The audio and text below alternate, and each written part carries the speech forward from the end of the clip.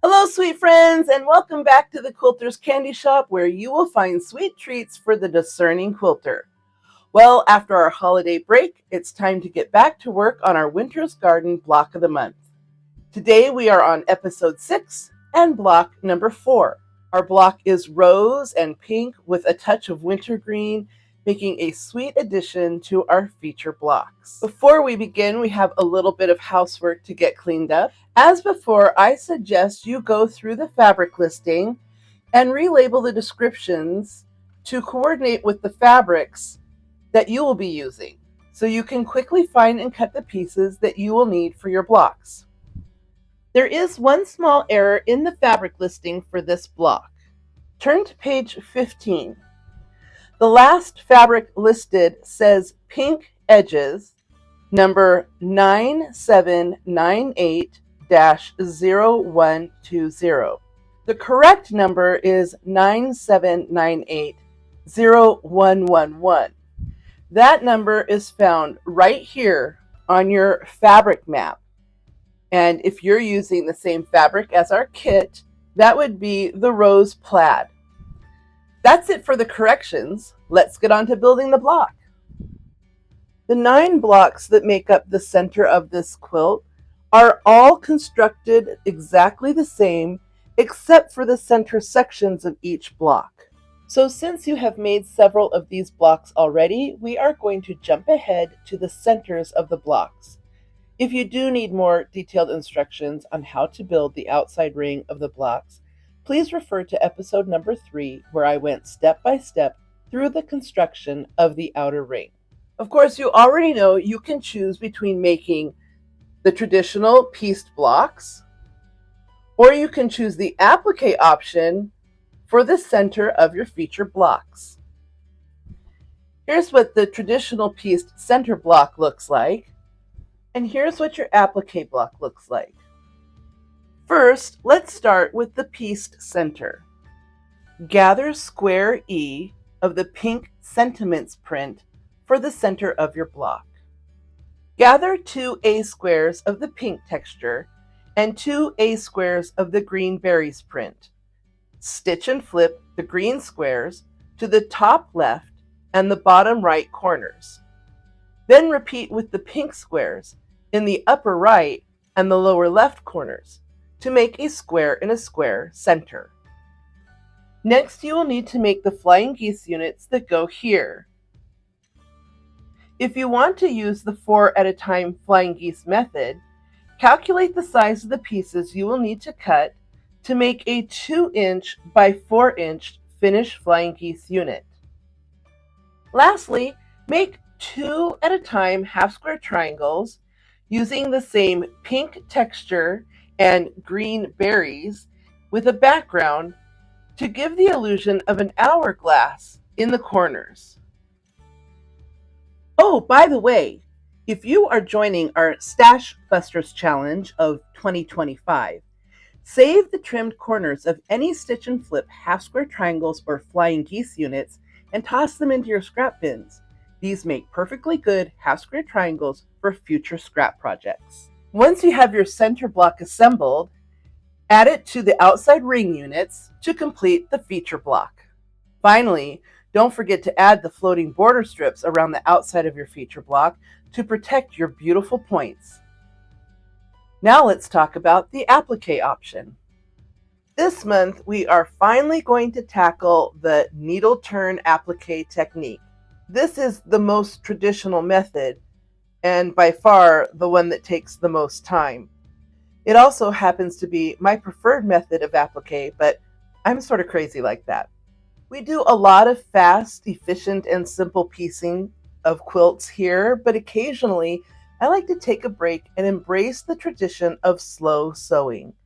Mix that with a little modern technology like listening to a podcast, a movie, or a book on tape, and you will enjoy indulging in the luxury of handwork. Let's begin. First, as always, make a photocopy of the applique layout on a piece of cardstock and use it to create your applique map, just like we have done in previous episodes. I just use a mechanical pencil and draw well inside the lines so I have a good placement, and then I don't have to keep this around anymore. Next, cut out one of each of the pieces that you will need to make your motif. Use paper scissors, not your fabric scissors. Start by just rough cutting out your shapes.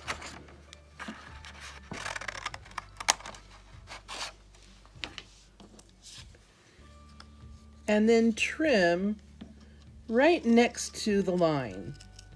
I like to leave the line, the black line, showing on the applique, because then I know that I have gotten not too close or not too far. If you cut off the black line, then when you go to do a little bit more trimming, then you've actually not got the right size anymore. Plus it shows me where I'm a little bit crooked, and so I can go back around and really get a perfect shape. Just like that.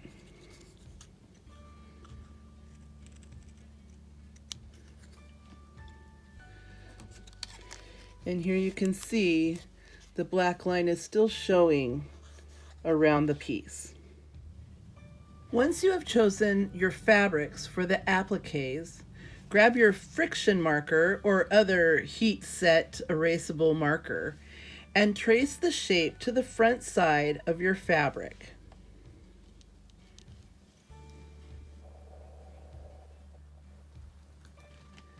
In this technique, you do not have to trace your appliques in the reverse. You just place them to the top of your fabric, right side up, and trace the outside. Position your pieces so you have at least 1/8 of an inch all the way around your shapes. This means if you have two pieces next to each other, you will need at least 1/4 of an inch to 1/2 an inch between the two motifs. Continue tracing out all your shapes until you have everything you need to complete your motif. Using Sharp's fabric scissors, carefully rough cut your pieces apart, being careful not to trim too closely to the applique line. Then go back and trim your pieces carefully, leaving a solid 1/8 inch margin around your shapes.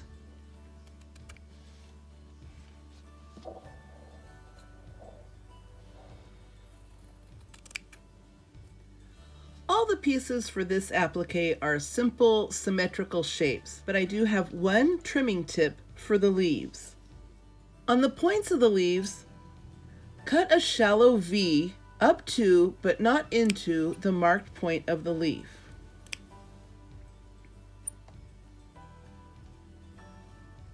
This will reduce bulk and allow for a more flat finish at your point. Let's talk about needles and thread. There are specialty needles made just for applique that are very short and thin and sharp. But if you're a beginner, just choose a thin, sharp needle that is comfortable for you. I happen to like a longer needle, but that's just me. Choose a thread color that closely matches the applique shape that you are stitching. This will help hide your stitches so they won't be visible. Applique is done with a single thread. Pull off no more than 20 to 30 inches and not the end of your thread. If you pull off too long a piece, it tends to twist and knot as you're stitching.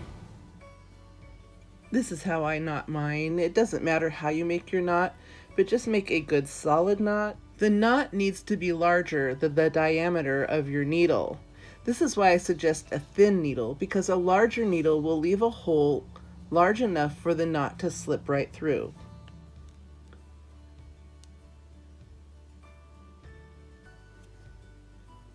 To begin stitching, run your needle up underneath your applique shape and come out along the drawn line of the applique. Not on the line, but just next to it. Pull the thread through and seat the knot. Use the side of your needle to turn under the edge of the fabric and smooth it out. To take the first stitch, go down directly above where the thread has come out of the fold, then angling down and to the left, grab a small bite of the background fabric and come up about 1/8 of an inch away and into the fold of your shape, just catching a couple of threads and placing the drawn line just under the fold.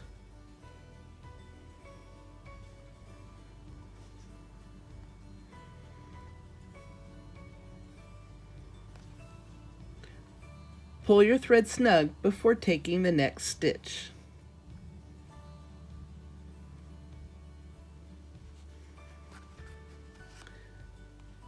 But don't pull your thread too taut because it will cause a dimple and will distort the overall appearance of your applique. Use the side of your needle to tuck under the fabric edge. Use the tip of your needle to roll the fabric up or down along the fold to neatly place your drawn line.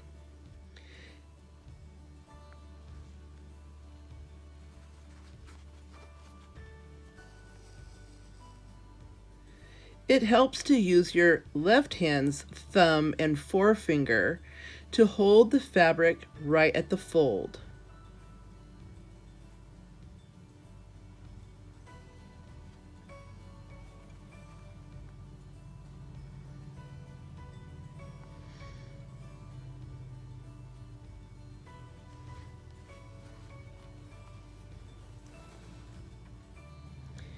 Continue in this way, taking small, consistent stitches that are not very visible. If you're new to hand applique, this will not happen right away. It does take practice, but it doesn't have to take long to develop a good applique stitch. In the beginning, you may find it helpful to finger press and fold the fabric into place, but eventually you'll be able to manipulate the edge with just your needle, making your stitches go faster and faster. Now let's sew a point. We already V-notched this point right here, which makes it easier for that edge to fold under and not have a bunch of fabric underneath this edge right here. Sew in the same way right up to the tip of your applique, about 1 stitch back from the point. Fold the tip of the point down as if you're making a sharp left-hand turn. Use your thumb and forefinger to hold the fabric in place. It may take a little back and forth to get it exactly where you want it.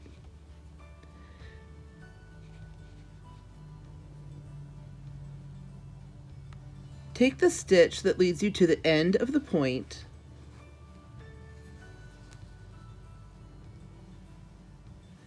and then take 2 stitches right at the end of the tip.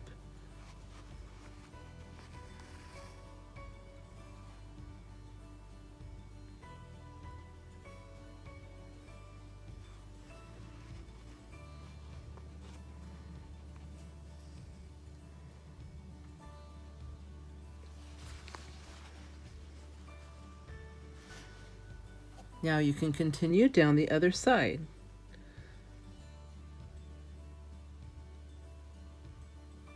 This is the hardest part.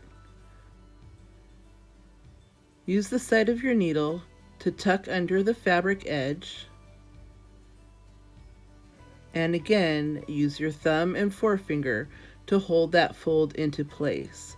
It doesn't have to be perfect right this second because we're going to manipulate this edge a little bit more with the tip of our needle. Tucking and holding.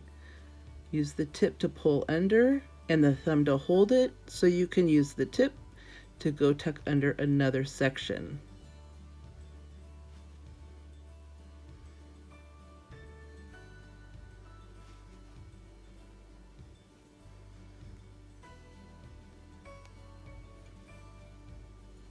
There we go. It takes a little practice to manipulate that. It may take a little back and forth to get it just exactly where you want it. Take 2 stitches at the end of the tip again.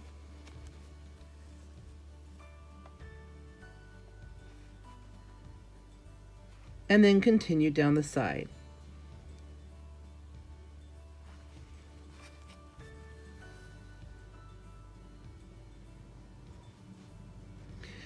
I like to take some smaller extra stitches in here. There's quite a bit more fabric tucked under that tip, and you don't want any bits working their way out.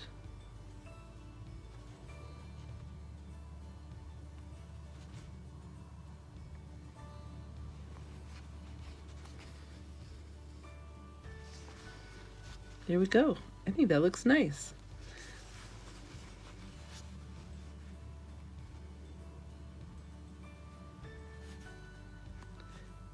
The steps are all the same. Tuck the fabric under, use the tip to position the marked line under the fold, and then take small, consistent stitches.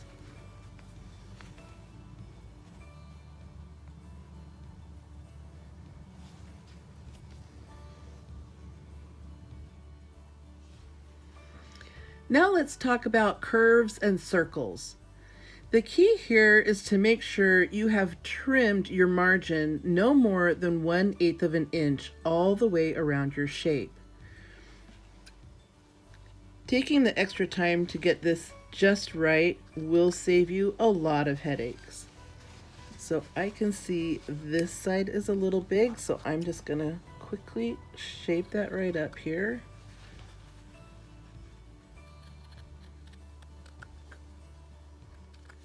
Okay, that looks better. If you have too much excess fabric on the outside margin, it will bunch up underneath the applique. Start exactly the same way as you did with your leaf.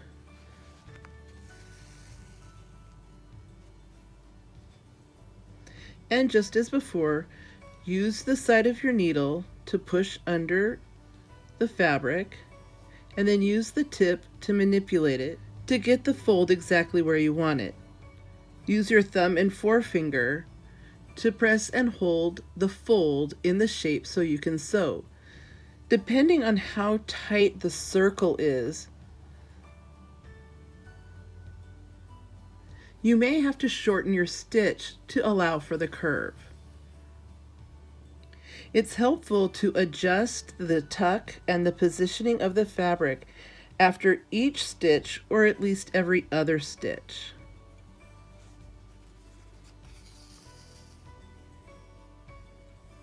Keep your thumbnail right up to the edge of the fold, holding under that seam allowance that's tucked under. This will allow you to take nice, neat stitches.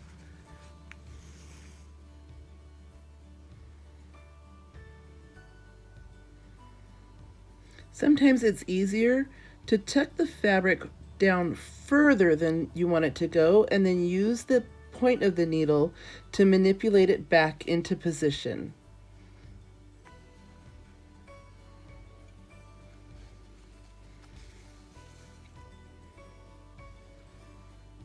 And that's it.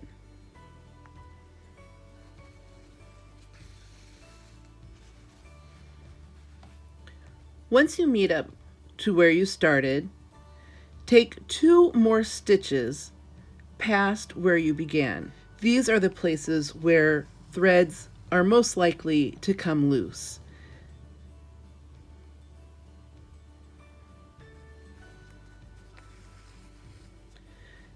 Then take your needle and go underneath the outside edge of the applique and back into the back part of the thread. Here's where my needle is right here, and it's going to go down to the back, just like that. Take a small stitch inside the outline of your shape. Catch only the base fabric so the stitch doesn't show through to the front.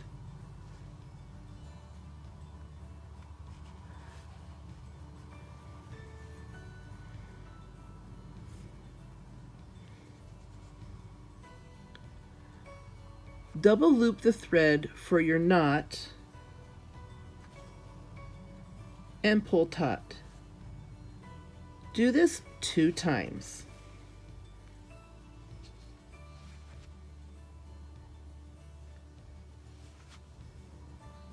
So you have a secure stitch. Leave about a 1/2 inch tail when you snip your thread. And there you go, needle turn applique.